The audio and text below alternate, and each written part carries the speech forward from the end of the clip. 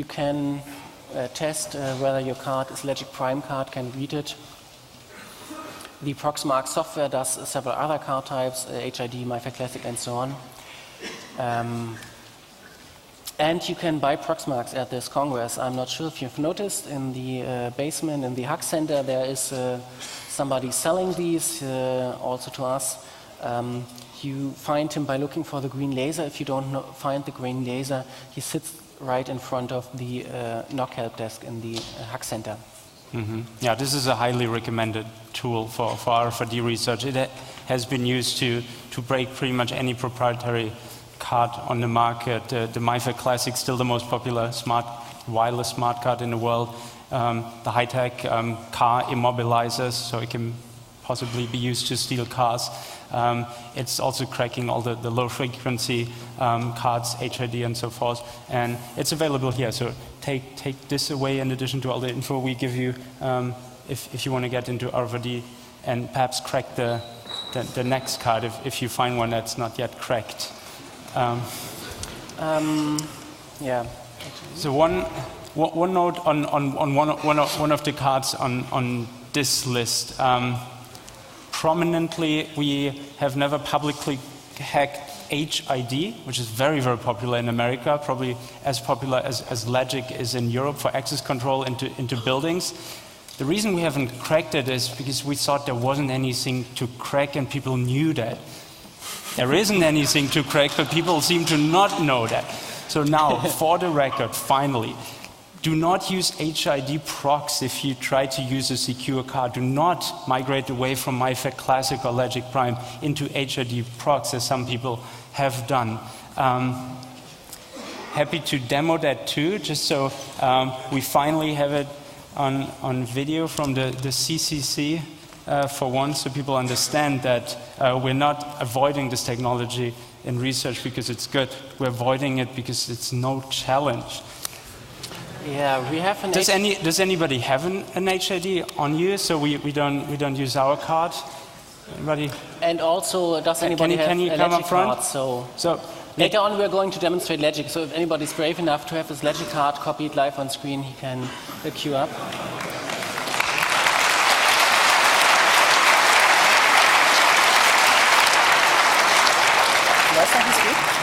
Yeah. Yeah, thank you very much. Let's see. We have been given an HID reader. And so yeah, this is the HID card. It's easy to distinguish from other cards because it's a little thicker. They do produce those thinner to those. So if you have a thin card that does say HID on the back and doesn't say I-class, this attack applies. Let's first scan the card as it is. It just outputs a number. It will output this number every time you scan it. This is the number of this card, and there's nothing on it but this number. The door knows which numbers it should let in. Now, here's a few dollars in parts. There's a story behind it that I'll tell you in a second. So we swipe the card over it. Now it's doing both slams. I never did that before. Working or not? It's not our reader, so we don't actually know how to use it. Yeah, it's lighting green, so. Well, it's doing something now. It's lighting green, so green is good, I think. Yeah, I see. So I'll put this card away. This now.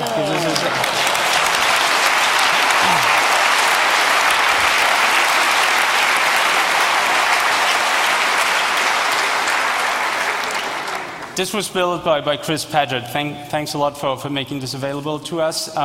In what I understand was 1 weekend of hacking. Yeah, so this seems to be much easier to break than Legic Prime even.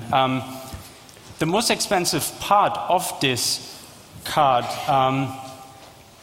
guess what it is on this? I know you can't see it, but there's a microcontroller, there's LEDs and all that. The most expensive parts of this is 3 AAA batteries.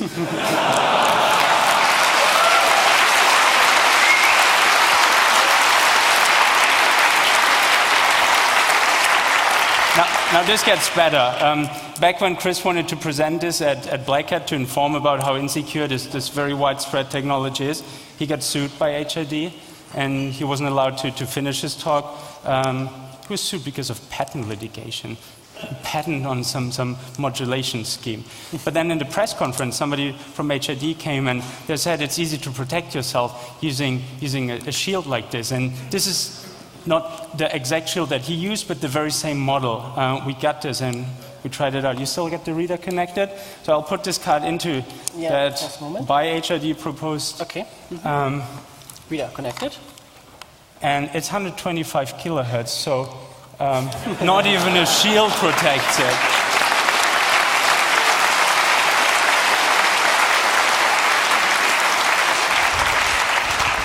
Thanks a lot for sharing the card. Brenno has your card. Thanks. Do we have a brave soul that wants to have his Legic card read? Otherwise, I have my own, but... okay. Yeah, I can read it. It's no problem. Just don't know if you want to... Just don't know if you want to have your data on the screen. Let's see. Yeah. Oh, there's a Legic card? Well, let's see. It could be, yeah. This is not the command that you get. My command is slightly more easy to use. No, there's no card. This doesn't... That's not Legic. Okay, there are quite a few, which is... Well, let's see. No. Not a card? Nee, geht nicht. Thank you. Was ist denn das? No, the reader still works. So if you have, who had this? This is Legic, for example. I'm pretty sure it is. Nein. Was habt ihr denn alle? What kind of card? Thank you. Now we have a Legic card. Oh, okay. Actually, it's a Legic token. That's why I know this is what's Legic. Legic sells not only cards, but also tokens in this form, and also tokens in key form. So they actually have physical keys that are integrated. Yeah, by Kaba. Can I put your data on the screen? No. Okay.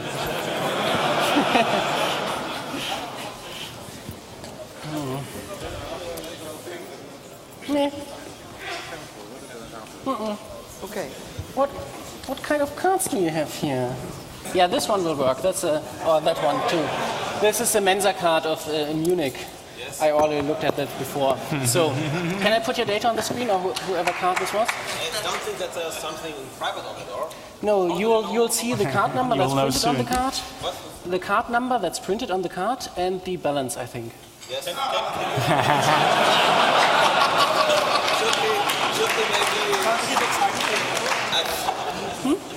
Should be maybe. So if you've read your card, you've read the card, you'll see. Can you see this? Yes. You'll see. Do I have a cursor? I do. CRC. UID and CRC and so on. When there is a small area here, this marks it as a regular card and not master token. This probably marks it as a segmented card. Then this is the backup area. You will see that the last segment written to is 1, and this was the content that was in there before. He can seriously read this. And these are bytes that are probably not used. And this is by 22. This is where the actual obfuscated content starts. As you can see, there are a lot of zeros in this card, so that's why there are a lot of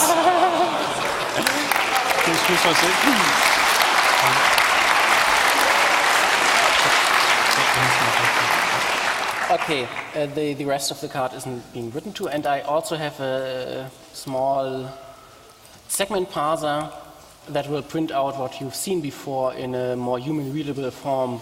That's it's decoding, it's deobfuscating the content. It's deobfuscating the content here. So this is the last segment. It's the only segment, and this is the actual payload data, or this is the length. And the stamp starts, I think, here 1C, and so on is the stamp of this card. And I think this is the card number that's printed on it if you can want to look at it. And after that there will be CRC and balance and so on.